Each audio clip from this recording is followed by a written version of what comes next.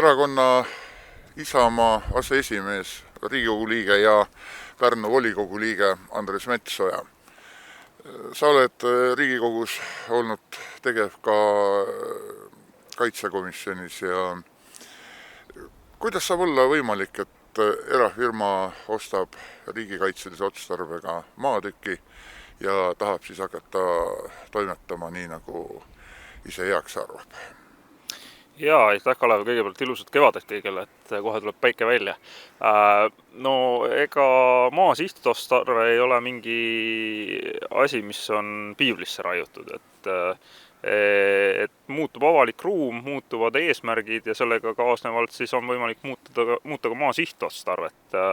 Kui Riigi Kinnisvara Aktsiaselts nägi, et sellel maal ei ole siin riigikaitselist sellist eesmärki riigi jaoks, käidi ju ka linnavalitsuses arutamas, mida sellega teha ja tegelikult jõuti sinnamaani, et selle planeeringuga muutmine on üsna keerukas ja ajamahukas ja tekitab ilmselt arendajale probleeme ja selle info põhiselt siis Riigi Kinnisvara Aktsiaselts pani selle maatüki oksjonile, kus oksjonilt ka see siis omandati. Nüüd kunagi ei ole ju probleem selles, et arendaja on selline enda selge seisukoha positsiooni eest väljas, et ta soovib arendada, et ega see ongi täiesti loomulik.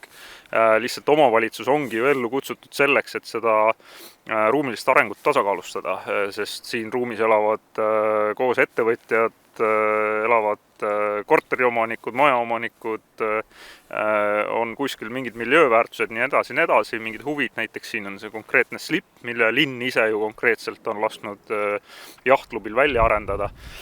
Ja kui me olime Isamaaga valitsuses Pärnus, siis see teema tõstatus lauda ja me arutasime ka oma fraktsioonis, meie selge seisukoht oli, et seda tuleb arutada läbi detailplaneeringu muutmise. Siis saab seda maa sihtotstarvet ka muuta, aga see eeldab ikkagi kokkulepet piirinaabritega, läbirääkimist linnaruumis, eks, aga arendaja sellest loobus ja ma ei tea, mis meil linnavalitsuses selles mõttes toimub, et viimasel volikogul oli hea näide jälle Tõstamaalt, kus oli ka üks puhkemajandusega tegev ettevõtte tuli oma planeeringu tingimusi muutma ja jällegi linnavalitsus oli selle Tõstamaa osavalla koguga jätnud kooskõlastamata, seepärast ka see menetlus hetkeks katkes.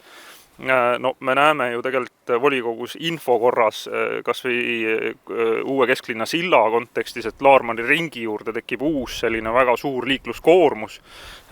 Tegelikult on see teema, mida on vaja rääkida mitte ainult linnavolikogu istungil volikogu liikmetele, vaid seda teemat tuleb arutada läbi üldplaneeringu siis linnakodanikega, et see muudab konkreetselt nende vara tingimusi, kui sul liiklusvoog mitmekordistub akna taga. Ja siin on hea näide nagu selles, et loobuti detailplaneeringust ehk tegelikult näidatakse piirinaabritele, asjast huvitatud isikutele koht kätte. Öeldakse, et meil on teised võimalused ka. Minnakse taotlema ehitusluba väljastatakse. Linn sellele samale kõnniteele, kus me siin seisame, mille linn on välja ehitanud, annab samal ajal siis servituudi selle sama kinnistu kasuks 50 aastaks ja samal ajal võtab endale kohustus ehitada välja uus tee siia kõrvale, mis veelgi enam läheb lähemale selle slipile, võtab ära selle liiklemisala ja kui me räägime võrdsest kohtlemisest, siis meile tuleb selline kaubanduskett nagu Lidl Pärnusse. Seal lepiti väga selgelt kokku, et kui on arendaja huvi, siis neid juurdepääsu küsimusi lahendatakse koostöös kahasse. Ja seal selgelt siis sõlmus kokkulepe, et pool maksumusest maksab kinni Lidl, kes tahab arendada sinna kaubanduskeskust ja see toob kaasa oma liiklusvoo. Täpselt sama on ju tegelikult siin.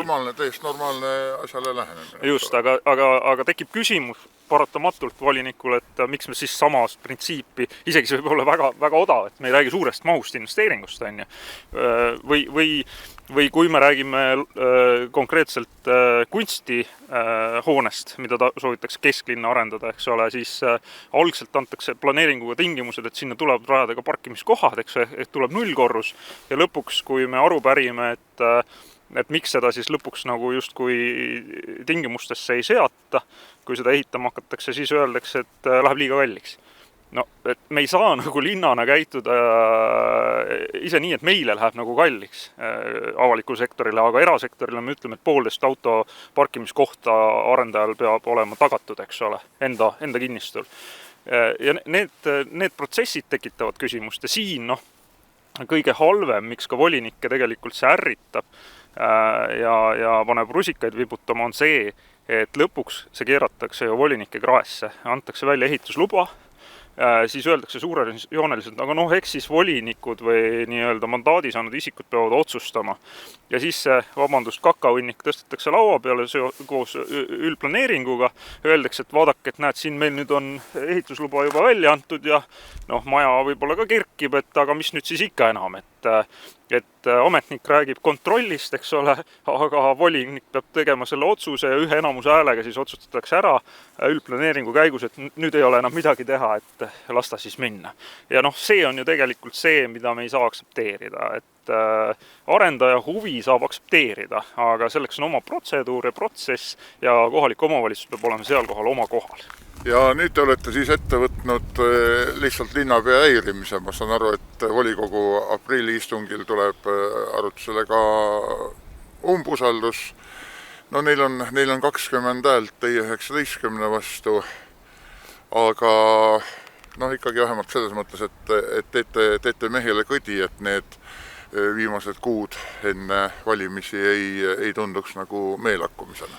Ega ka opositsioon ei naudi umbusaldamisi, et see ei ole kindlasti see, et jube vägev ja kihvt, eks ole, aga meil on paratamatult selles olukorras, ma ka nagu selle jadaga natuke iseloomustasin, et kui sa oled lohakas või oled saamatu või susserdad antud kontekstis, siis sellel peab järgima reaktsioon ja ega siis linna juhib ikkagi linnapea.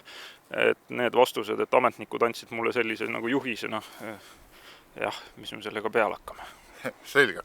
Aitäh, Andres Metsa asja kommenteerimast. Nii palju siis poliitilisest elust Pärnus ja Pärnumaal selleks korraks.